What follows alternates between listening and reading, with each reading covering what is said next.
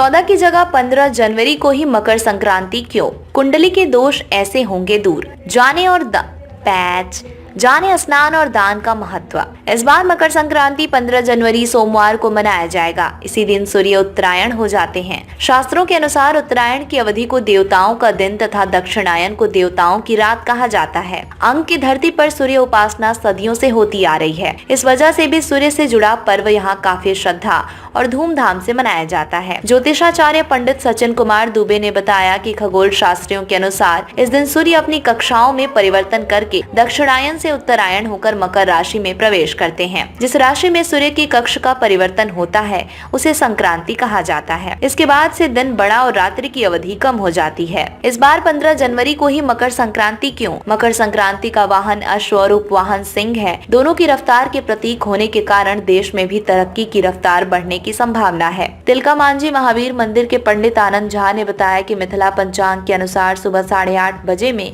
एवं काशी पंचांग के अनुसार प्रातः काल 8:42 पर सूर्य धनु राशि से मकर राशि में प्रवेश करेंगे। अतः मकर संक्रांति 15 जनवरी सोमवार को ही मनाया जाएगा। गंगा स्नान का विशेष महत्व। मकर संक्रांति पर गंगा स्नान करने का विशेष महत्व है। इस मौके पर स्नान करने से कुंडली के ग्रह दोष दूर होते हैं। इस बार व्यतिपात योग शुक्ल पक्ष चतुर्थी तिथि शतभिषा नक्षत्र में सोमवार को मकर संक्रांति का पर्व मनाया जाएगा। इस दिन सूर्य देव अपने पुत्र शनि देव से मिलने उनके घर जाते हैं। क्योंकि शनि देव मकर राशि के स्वामी हैं, इसलिए इसे मकर संक्रांति कहा जाता है। मान्यता है कि मकर संक्रांति के दिन पानी में काले तिल और गंगा जल मिलाकर स्नान करने से कुंडली के ग्रह दोष दूर होते हैं। साथ ही सूर्य देव की कृपा भी प्राप्त होती है। पवित्र गंगा नदी में स्नान करने से मोक्ष की प्राप्ति। इस दिन पवित्र गंगा नदी में स्नान करने से मोक्ष की प्राप्ति होती है और अक्षय फल प्राप्त होता है। साथ ही जाने अनजाने में पूर्व जन्मों के किए गए पाप का क्षय हो जाता है। इस दिन देवी देवता एक साथ प्रसन्न होते हैं। ऐसा कहा जाता है कि इस दिन माँ गंगा धरती पर अवतरण हुई थी और राजा भागीरथ के पीछे पीछे कपिल मुनि के आश्रम से होती हुई गंगा सागर में पहुंची थी।